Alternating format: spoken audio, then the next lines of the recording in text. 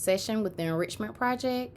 Today we'll be learning how to rotate an object in TinkerCAD. Please remember to like, comment, and share, and also subscribe. Okay, so let's get right into it. So what we're gonna do, we're gonna get 3 different shapes. Let's get the box.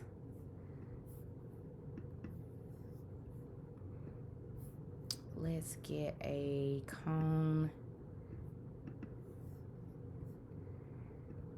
And a pyramid. Okay, so to rotate an object, what you're gonna do, you're gonna click the actual shape. So we'll start with the square. You will see an arrow at the top and an arrow at the bottom. What you can do, you can click it, and then let's say you want to rotate it 45 degrees. You would type in 45, enter, and then you can rotate it. The same thing at the bottom. You can type in, let's say, 170 degrees, and it'll rotate it 170 degrees.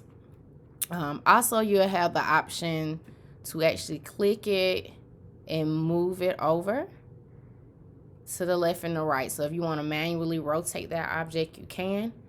And we'll just do it one more time. So you will click the object. You will look for the arrows at the top and the bottom. Okay, let's put in, we'll want to rotate it 30 degrees. All right, and at the bottom, let's say we want to rotate it 75 degrees. Okay, and also again, you can actually just click and hold. You want to click and hold, and then you will move your mouse to the left or the right to manually rotate it.